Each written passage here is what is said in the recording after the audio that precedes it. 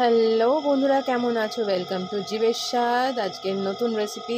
গরম হয়ে গেছে, আশা করি থাম্বনেল দেখে বুঝতেই পারছো যে কি আমি করে দেখাতে চলেছি। হ্যাঁ, পাবদা মাছের ঝাল দিয়ে দিলাম তেলের মধ্যে। পাবদা মাছ আমি যেহেতু মাছটা একটু বড়, তাই জন্য হাফ হাফ করেই রেখেছি।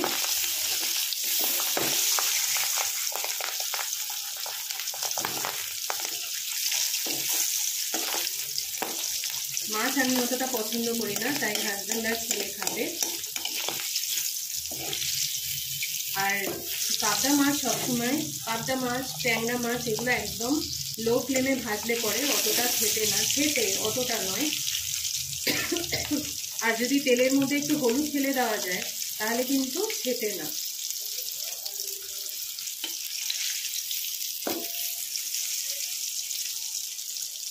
আর কড়াইটা ভালো করে গরম করে নেবে, তাহলে কিন্তু মাছ কোনোভাবেই লেগে যাবে না কড়াইতে, যেরকম হয় আর কি ন্যাচারালি।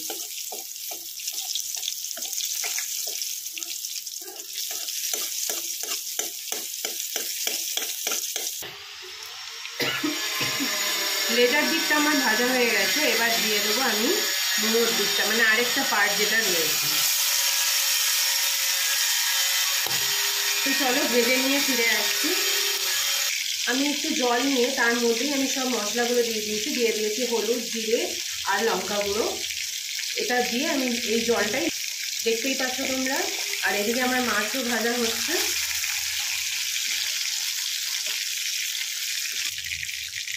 এবার এই তেলের মধ্যে আমি দিয়ে দেবো সামান্য, এই তেলের মধ্যে আমি দিয়ে দিলাম সামান্য একটু চিনি। সমস্তটাই কিন্তু রঙের জন্য, বারবারই বলছি। এবার এতে দেব আমি আদা, পেঁয়াজ, রসুন, টমেটো তার পেস্ট।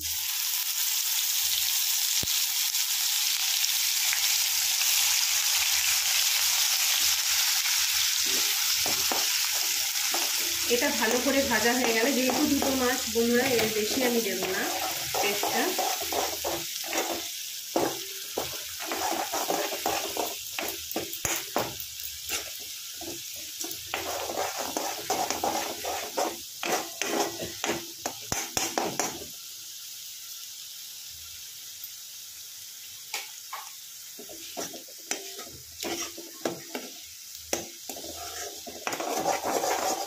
এবার আমি ফ্লেমটা কিন্তু মিডিয়াম টু হাই করে দেবো।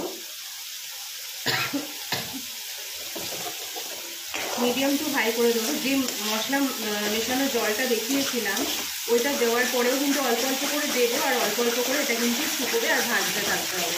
তাতে মশলাটা সুন্দর করে ভাজা হবে আর টেস্টটাও খুব সুন্দর হবে।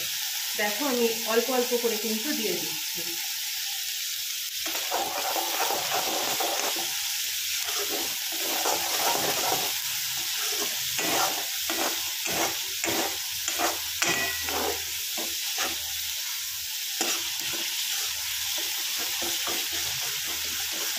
যেহেতু পেঁয়াজ আর টমেটো রয়েছে, ওই জন্য জলটা এমনি টানতেও একটু সময় লাগবে। আর এরপরে একদিন আমি তোমাদের পাবদা মাছ সর্ষে বাটা দিয়ে করে দেখাবো। ওটাও খুব সহজ, ভীষণই সহজ রেসিপি, ভীষণই সহজ। এটা কিন্তু কন্টিনিউস প্রসেসে একটু কষ্ট করলে পরে জিনিসটা সুন্দর মতন ভাজা হয়ে যায়।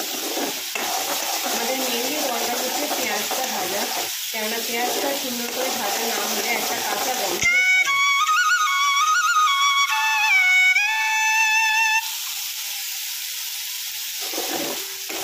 একটা কাঁচা গন্ধ ছাড়ে।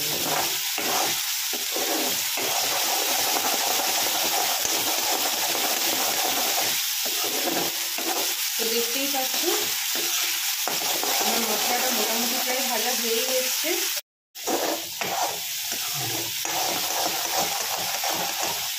এবার এটাতে রঙটা যাতে আরেকটু আছে, আমি ওখানে অল্প লঙ্কা গুঁড়ো দিয়েছিলাম, আমি লঙ্কা গুঁড়োটা আরেকটু বাড়িয়ে দিচ্ছি, তাতে ঝালটা হবে। এবার যে জলটা, যেটা মশলার মাথায় যে জলটা যেটা রয়েছে, এটা আমি পুরোটাই দিয়ে দেবো।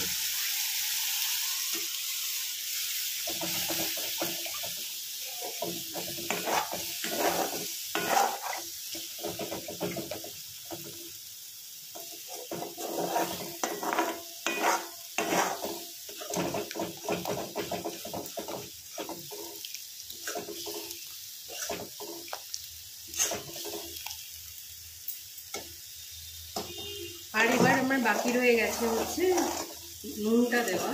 তো এবার আমি নুনটাও দিয়ে দেবো।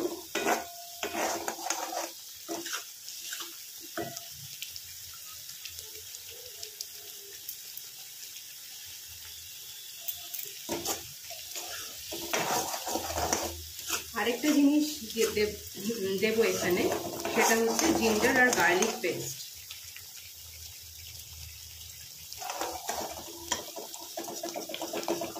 আমি স্মিথ অ্যান্ড জোনসেরটা ইউজ করছি, তোমরাও যেটা তোমরা প্রেফার করো অবশ্যই তোমরা সেটা করতে পারো, আর না তো নর্মালি আমরা যে পেস্ট করি সেটাও দিতে পারো। তবে হ্যাঁ, এরা যেহেতু অনেক ধরনের প্রিজারভেটিভ দেয় তো খেতেও এটা সুন্দর হয়। এবার এতে জল দিয়ে দিচ্ছি। এবার জল দিয়ে দিয়েছি। এবার এটা হয়ে যাওয়া অবধি অপেক্ষা করব এবং তারপরে মাছ ছেড়ে দেবো। হয়ে গেলে ফিরে আসছি। আমি যেহেতু মাছ খাই না সেই জন্য আমার জন্য ডিম আর একই জায়গায় করে ফেললাম। আর এখানে পাবদা মাছের ঝাল দেখতেই পাচ্ছ। তো এটাই আমি একদিন আবার সর্ষে বাটা করে দেখাবো। তোমরা যারা যারা দেখতে চাও প্লিজ কমেন্ট করো। আর ফেসবুক থেকে দেখলে পরে ফলো করো, ইউটিউব থেকে দেখলে পরে সাবস্ক্রাইব করো। আর যদি ভালো লেগে থাকে করে দেখো বাড়িতে, যদি ভালো লেগে থাকে তাহলে অবশ্যই লাইকটা যেন করো। থ্যাংক ইউ, বাই বাই, দেখা হচ্ছে পরের রেসিপিতে।